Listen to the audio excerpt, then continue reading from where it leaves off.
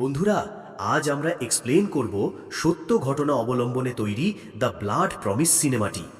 এই সিনেমাটি দেখে আপনার গা শিউরে উঠবে। সিনেমার শেষটা প্রচুর ভয়ের ও উত্তেজনাপূর্ণ। তো আর দেরি না করে চলুন মূল গল্পে যাওয়া যাক। সিনেমার শুরুতে একটি ফ্যাক্টরি দেখানো হয়, যেখানে রেহান নামের একটি বাচ্চা এবং তার কাজিন দিনডাকে দেখতে পাই। দুজনেই ফ্যাক্টরিতে এসেছে কারণ তারা ভূত দেখতে যায়। তাদের দাদা তাদেরকে ভূতের গল্প শোনাতে শোনাতে বলতো তারাও যদি চায় তাহলে ভূত দেখতে পারে, কিন্তু গভীর নজর দিয়ে মনোযোগের সাথে দেখতে হবে। আসলে ভূত দেখতে আসার পরিকল্পনাটা ছিল দিনডার, কিন্তু রেহান একটু অন্যরকম। তার একটি প্যারানর্মাল শক্তি আছে। তার মতে সে ভূত দেখতে পায় যদি সে মনোযোগ দিয়ে দেখে। দিনডা এখানে ভূত দেখার জন্য প্রচুর কৌতূহলী হয়ে এসেছে। রেহান দিনডাকে বলেছিল কিভাবে সে ভূত দেখতে পাবে। তাই দিনডা একটি ড্রামের ওপরে ওঠে। তখন রেহান তাকে ডান দিকে ফিরে তাকাতে বলে, কারণ দিনডার ডান দিকে রেহান একটি আত্মাকে দেখতে পাচ্ছিল। কিন্তু তখনই মেশিনের ভিতর থেকে একটি লাল শয়তান বের হয়, যেটা তাদেরকে ভয় দেখাচ্ছিল। এতদিন রেহান যত আত্মাকে দেখেছে তারা কেউই তার ক্ষতি করেনি বা তাকে কোনো রকম ভয় দেখায়নি, কিন্তু আজ কেন জানি তাদের সাথে অন্যরকম কিছু ঘটতে চলেছে। রেহান প্রচণ্ড ভয় পেয়ে যায় এবং সে দিনডাকে বলে সেখান থেকে তার সাথে দৌড়ে পালিয়ে যেতে। কিন্তু দৌড়ানোর সময় দিনডা নিচে পড়ে যায়, আর এই শয়তানটা ধীরে ধীরে তাদের কাছে চলে আসে। তখনই রেহানের ঘুম ভেঙে যায়। অর্থাৎ রেহান এগুলো এতক্ষণ স্বপ্ন দেখছিল। আসলে এটা ছিল রেহানের একটি ভয়ঙ্কর অতীত, যা হয়তো পূর্বে কোনোদিন তার সাথে ঘটেছিল। রেহান এখানে বড় হয়ে গেছে এবং এখন সে বিবাহিত। তার স্ত্রীর নাম শেরন। রেহানের মা চায় শেরন ও রেহানের যেন তাড়াতাড়ি বাচ্চা হয়, কিন্তু এখনও তারা বাচ্চা নিয়ে তার মাকে কোনো শুভ সংবাদ দিতে পারেনি। তারা চেষ্টা করছিল, কিন্তু কেন জানি তারা ব্যর্থ হচ্ছিল। পরদিন সকালে তারা দুজন ব্যাপারটা নিয়ে কথা বলে এবং পরে রেহান শেরনকে তার অফিসে নামিয়ে দিয়ে সেও তার নিজের কাজের জায়গায় চলে যায়। অফিসে যাওয়ার পরে শেরনের যেন কেমন একটা অসুস্থতা ফিল হয়। এরপর সে বাথরুমে যায় এবং তার প্রেগন্যান্সি টেস্ট করে, যেটা পজিটিভ দেখতে পাই। এটা দেখে শেরন তো অনেক খুশি হয় এবং সে ভিডিও কল করে রেহানকেও বিষয়টা জানায়, আর এতে রেহানও অনেক খুশি হয়। রাতে কাজ শেষে তারা দুজনে একসাথে গাড়িতে করে বাড়ি ফিরছিল, আর তাদেরকে দেখে বোঝাই যাচ্ছিল তারা দুজন আজ ভীষণ খুশি। কিন্তু তখন হঠাৎ করে রেহানের গাড়ির সামনে দিয়ে দ্রুত বেগে একটি কালো ছায়া সরে যায়, যা দেখে রেহান একটু ভয় পেয়ে যায়। আর এটা শুধুমাত্র রেহানই দেখেছে, শেরন কিছুই দেখতে পায়নি।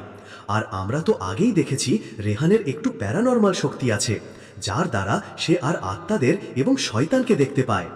এবার বাড়িতে ফেরার পর রেহানকে আমরা একটু চিন্তিত দেখি, যেখানে শেরন রেহানের সাথে কথা বললেও রেহান যেন কোনো কিছু শুনতে পাচ্ছিল না। গভীরভাবে সে যেন কিছু একটা ভাবছিল। শেরন রেহানকে এত চিন্তিত দেখে আবার তাকে ডেকে তার ধ্যান ভাঙায়। এবার রাতের বেলায় যখন তারা ঘুমাচ্ছিল, তখন আমরা একটি ছায়াকে তাদের দেয়ালে ঝুলিয়ে রাখা ছবির সামনে দিয়ে হেঁটে যেতে দেখি। তখন রেহানের পানি তৃষ্ণা লাগে ও ঘুম ভেঙে যায়, আর তখন শেরনেরও ঘুম ভেঙে যায়। তখন আমরা দেখতে পাই তাদের বেড ল্যাম্পটি হঠাৎ করেই বন্ধ হয়ে গেছে। তখন সেটাকে জ্বালানোর চেষ্টা করে, কিন্তু কোনোভাবেই সেটা অন হচ্ছিল না। তাই সে অন্য আর একটা লাইট অন করে, কিন্তু কিছুক্ষণের মধ্যে এটিও নিজে থেকেই বন্ধ হয়ে যায়। তখনই শেরনের কাছে রেহান চলে আসে এবং সে রেহানকে সব খুলে বলে। এটা শুনে রেহান মনে করে বাল্বে নিশ্চয়ই কোনো সমস্যা হয়েছে, আর তাই সে ওপরে উঠে নতুন আরেকটা বাল্ব লাগানোর চেষ্টা করে। কিন্তু তখন হঠাৎ করে ভোল্টেজ আপনা আপনি বেড়ে যায় এবং রেহান একটা ইলেকট্রিক শক খেয়ে নিচে পড়ে যায়। আর এই সব ব্যাপারগুলো কেমন জানি অদ্ভুত লাগছিল। পরদিন সকালে রেহান শেরনকে অফিসে পৌঁছে দিয়ে তাকে বলে তার আজকে একটা আর্জেন্ট মিটিং আছে, তাই তাকে একটু দ্রুত যেতে হবে। এবার সে আবার বাড়ি ফিরে যায়, এটা দেখার জন্যে যে আসলে সেখানে হচ্ছেটা কি। এটাই একটা সময় যখন বাড়িতে সে ছাড়া আর কেউ নাই। এবার রেহান বাসার ভিতরে ঢুকে একজন বয়স্ক মহিলার আত্মাকে দেখতে পায়। এই মহিলার নাম স্মৃতি। এই মহিলাটিকে রেহান আগে থেকে চিনত। এই মহিলাটি জীবিত থাকার সময় রেহানের মা তাকে অভিশাপ দিয়েছিল। এখন সে রেহানের কাছে এসে বলে সে যেন তার মাকে বলে তার অভিশাপ মাফ করে দিতে। রেহান উত্তরে জানায় যে সে বলে দেবে। এবার রেহান স্মৃতির কাছে প্রশ্ন করে সে কি গতরাতে এখানে এসেছিল। এর উত্তরে বয়স্ক মহিলাটি তাকে জানায় সে এখানে আজই প্রথম এসেছে। এবার রেহান চিন্তায় পড়ে যে তাহলে গত রাতে এখানে কার আত্মা এসেছিল। এবার সে পাশের রুমে গিয়ে দেখতে পায় তাদের দেয়ালে ঝুলিয়ে রাখা ফ্রেমটা নিচে পড়ে ভেঙে গেছে, কিন্তু আশেপাশে কেউ নেই। তখন হঠাৎ করে দরজায় বেল বাজার শব্দ শুনে রেহান দরজা খোলে, কিন্তু দরজা খুলে সে কাউকেই দেখতে পায় না। পরবর্তীতে আবার বেল বাজানোর শব্দ হয় এবং রেহান আবার দরজা খোলে। এবার সে একজন ডেলিভারি বয়কে দেখতে পায়। রেহানের একটি পার্সেল নিয়ে এসেছে।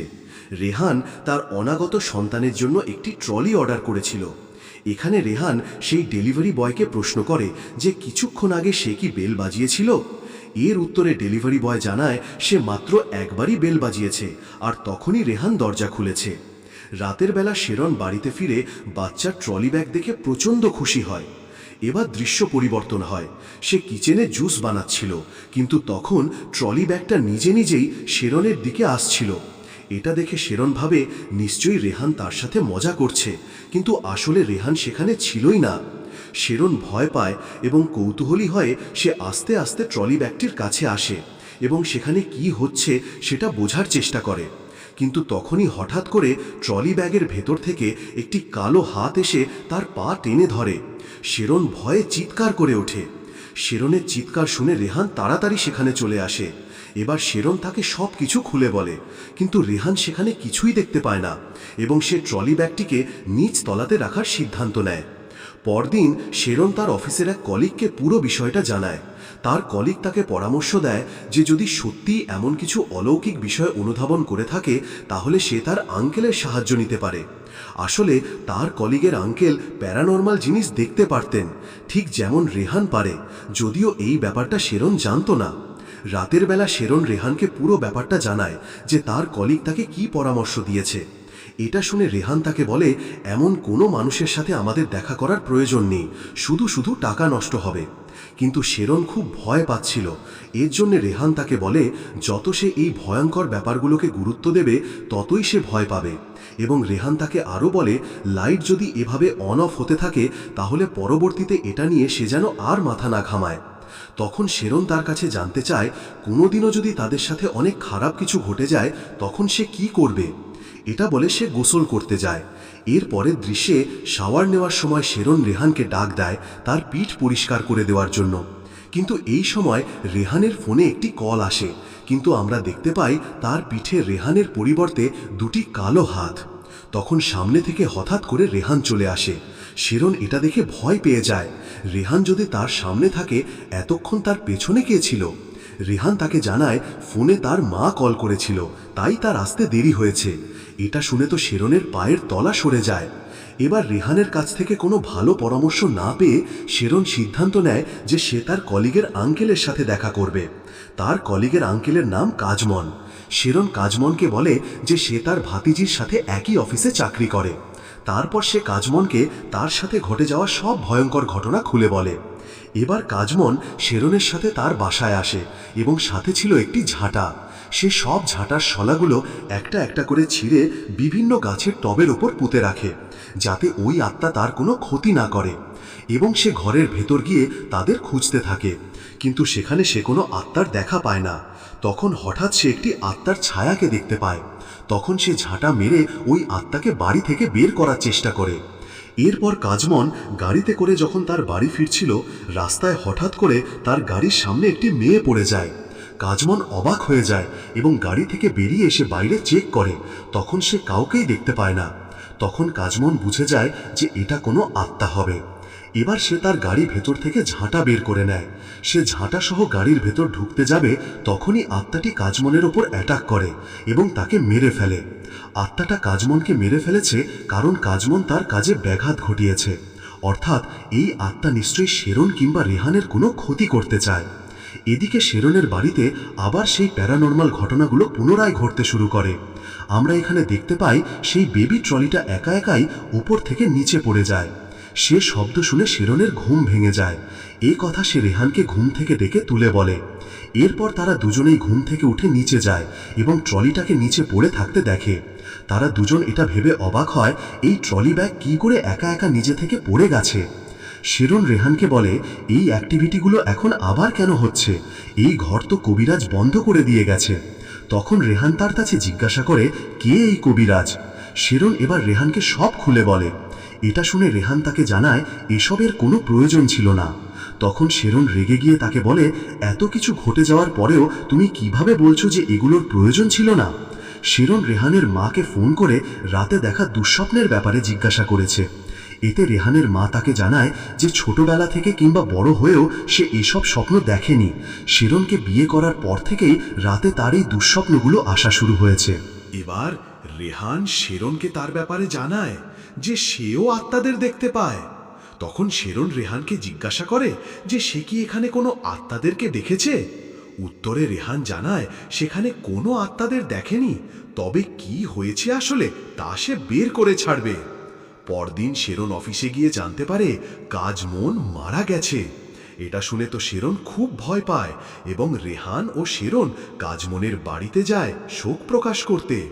তখন তারা জানতে পারে কাজমন মারা যাওয়ার আগে 2 ঘন্টা আইসিইউতে ছিল এবং মারা যাওয়ার আগে সে কিছু একটা বলতে চেয়েছিল। এখানে আমরা সেখানে একটি আত্মাকে দেখতে পাই। শেরন বাসায় এসে রেহানকে বলে যে কাজমনের মৃত্যু এবং তার বাড়িতে ঘটা ভৌতিক ব্যাপারগুলো নিশ্চয়ই একে অপরের সাথে কোনোভাবে জড়িত আছে। তার বাড়িতে কাজমন প্রোটেক্ট করার জন্য এসেছিল। এরপরে সে তার বাড়িতে যাওয়ার সময় তার সাথে হঠাৎ দুর্ঘটনা ঘটে। এটা কোনোভাবেই কোইন্সিডেন্স হতেই পারে না। কিন্তু রেহান কথাগুলো গুরুত্ব দিচ্ছিল না। আই শেরন রাগ করে তার বাবার কাছে চলে যাওয়ার কথা বলে।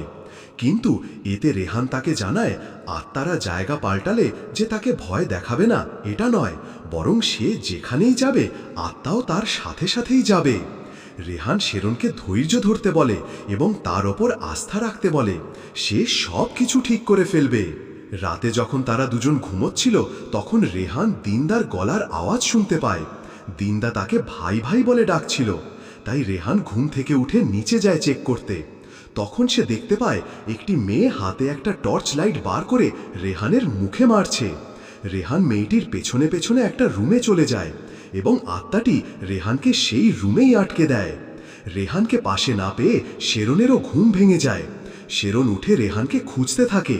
তখনই আত্মাটা হঠাৎ করে শেরনকে ভয় দেখানো শুরু করে এবং শেরনকে আক্রমণ করে। সে শেরনকে জোরে জোরে আছাড় মারতে থাকে এবং ওপর থেকে নিচে ফেলে দেয়। এর মধ্যে রেহান ও দরজা খুলে বাইরে চলে আসে, কিন্তু ততক্ষণে শেরনের অবস্থা খারাপ হয়ে যায়। এরপর রেহান শেরনকে নিয়ে হসপিটালে যায়।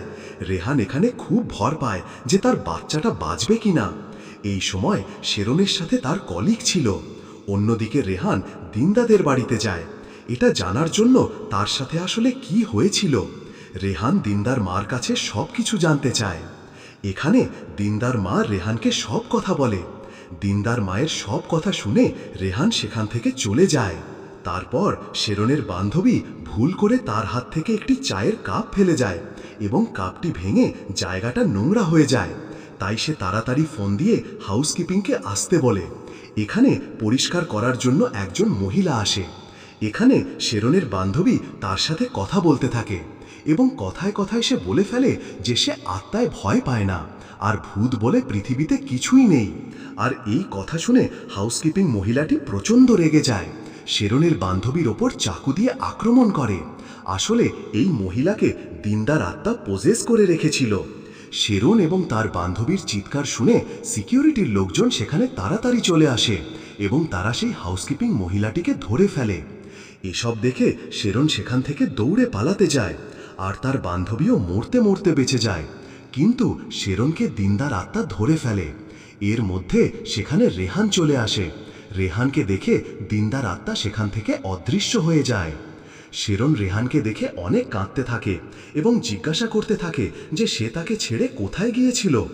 উত্তরে রেহান তাকে জানায় যে সে দিনদার বাড়িতে গিয়েছিল এটা জানতে যে তাদের পেছনে আসলে কার আত্মা এসব করছে, আর এসব ব্যাপারে সে সব জেনে এসেছে। এবার গাড়িতে বসে রেহান শেরনকে দিনদার ব্যাপারে সব বলতে থাকে যে ছোটবেলা থেকেই দিনদার ভূত দেখার ইচ্ছা ছিল, কিন্তু দিনদা ভূতকে চাইলেই দেখতে পারত না। রেহান যেহেতু আত্মাকে দেখতে পারত তাই দিনদা সবসময় রেহানের সাথেই থাকত। এছাড়া রেহান এবং দিনদারের মধ্যে খুব ভালো সম্পর্ক ছিল। বড় হয়েও দিনদা রেহানের পেছনে সবসময় লেগে থাকত এবং রেহানকে দিনদা ভালোবাসত। এদিকে রেহান দিনদাকে পছন্দ করত না, কারণ সে তার কাজিন ছিল। দিনদাকে সবসময় সে নিজের বোনের মতোই দেখত, কিন্তু দিনদার এতে কিছু যায় আসতো না। সে সবসময় রেহানকে ইমপ্রেস করার চেষ্টা চালিয়ে যেত। একদিন স্কুল থেকে বাড়ি যাওয়ার পথে রেহানের এক বান্ধবী নিতা রেহানের বাইকে করে একসাথে যাচ্ছিল। এটা দেখে দিনদা অনেক রেগে যায় এবং সে নিতাকে নামিয়ে নিজেই রেহানের বাইকের পেছনে উঠে পড়ে। কিছু দূর গিয়ে রেহান দিনদাকে বাইক থেকে নামিয়ে অনেক কথা শোনায়। অন্যদিকে নিতা তার এক বন্ধুর সাথে বাইকে করে আসছিল, কিন্তু তখন দিনদা রাস্তার মাঝে দাঁড়িয়ে থাকায় নিতা এবং তার বন্ধু একটা ট্রাকের সাথে অ্যাক্সিডেন্ট করে সেখানেই মারা যায়। এরপর একদিন রেহান দিনদার বাড়িতে আসে তার সাথে দেখা করতে এবং তার কাছে জিজ্ঞাসা করে যে সে নিতার সমাধিতে কেন আসেনি। এখানে তাকে দেখে মনে হচ্ছিল তার কিছু যায় আসে না, তাই দেখে রেহান রেগে গিয়ে সেখান থেকে চলে যায়। কিন্তু রেহান যেহেতু আত্মা দেখতে পারত, তাই দিনদার অনেক ইচ্ছা ছিল আত্মা দেখার।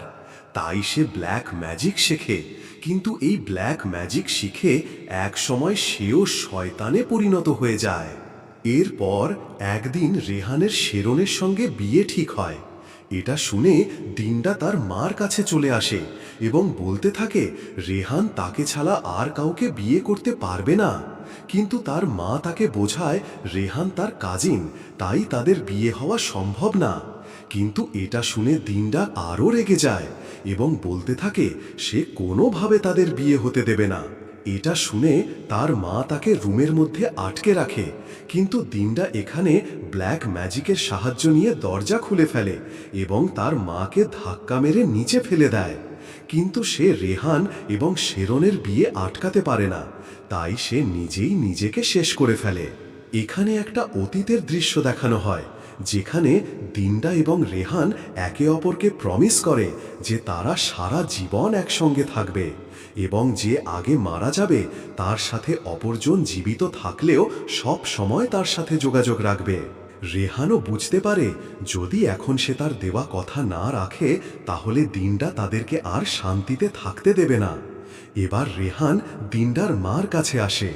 দিনদার মা শেরনকে দেখে তার কাছে মাফ চায় তার মেয়ের আত্মার কর্মকাণ্ডের জন্য। তখন রেহান দিনদার মাকে জানায় যে দিনদার আত্মাকে যদি শান্তি দিতে হয় তাহলে রেহান তাকে যে কথা দিয়েছিল তাকে তা পূরণ করতে হবে। এই জন্য তাকে দিনদার সাথে দেখা করতে হবে। দিনদার সাথে দেখা করতে চাইলে তাকে সেখানে যেতে হবে যেখানে সে আত্মহত্যা করেছিল। এবার পরদিন সকালে দিনদার সাথে দেখা করার জন্য সেই ফ্যাক্টরিতে যায় এবং সেখানে দিনদা তাকে দেখে রেগে গিয়ে অনেক জোরে ধাক্কা দেয়, এতে সে নিচে পড়ে যায়। এবার সে নিজের শরীর ছেড়ে দিনদার পৃথিবীতে যায়। রেহান দিনদাকে জড়িয়ে ধরে দিনদা অনেক খুশি হয়ে যায় যখন দেখে রেহানও তার পৃথিবীতে চলে এসেছে। রেহান দিনদার কাছে ক্ষমা চায়, দিনদাও তাকে ক্ষমা করে দেয় এবং সে আবার পুনরায় পৃথিবীতে চলে আসতে চায়, কিন্তু দিনদা তাকে আসতে দেয় না। দিনদা তাকে জানায় যে সে তাকে ভালোবাসে, এবার সে আর তাকে হারাতে পারবে না, সে তাকে ছাড়বে না। তখন রেহান রেগে গিয়ে দিনদাকে বলে যে সে তাকে যদি সত্যিই ভালোবাসতো তাহলে সে শেরনকে এভাবে মারতে পারত না যেখানে শেরনের পেটে তার বাচ্চা রয়েছে। দিনদা নিজের ভুল বুঝতে পারে এবং সে তাকে যেতে দিতে রাজি হয়। অন্যদিকে শেরন ঘুম থেকে উঠে দিনদার মার কাছে জিজ্ঞাসা করে রেহান কোথায়। দিনদার মা শেরনকে সব কিছু জানায়। শেরন তাড়াতাড়ি সেই জায়গায় যায়, গিয়ে দেখে রেহানের নিথর শরীর নিচে পড়ে আছে। তখন লাল শয়তান সেখানে আসে। এই লাল শয়তানকে আমরা তাদের ছোটবেলায় দেখেছিলাম। সেদিন দিনদাকে এই শয়তান পোজেস করতে চেয়েছিল, কিন্তু রেহান তাকে বাঁচিয়ে নেয়। তখন থেকেই এই শয়তান দিনদার পেছনে লেগেছিল। এতদিন রেহানের সাথে দিনদা যা যা করেছে তা তাকে দিয়েই এই শয়তান করিয়েছে। এই শয়তান রেহানের আত্মাকে খেয়ে ফেলতে শুরু করে। অন্যদিকে হসপিটালের ডাক্তাররা অনেক চেষ্টা করেও রেহানকে বাঁচাতে পারে না এবং তাকে মৃত ঘোষণা করে দেয়। অনেক কষ্টে রেহান দিনদার আত্মাকে জাগায়। দিনদার আত্মার সাহায্যে রেহানের শরীরে তার আত্মা আবার ফিরে আসে। রেহান বেঁচে যায় সিনেমাটি এখানেই শেষ হয়।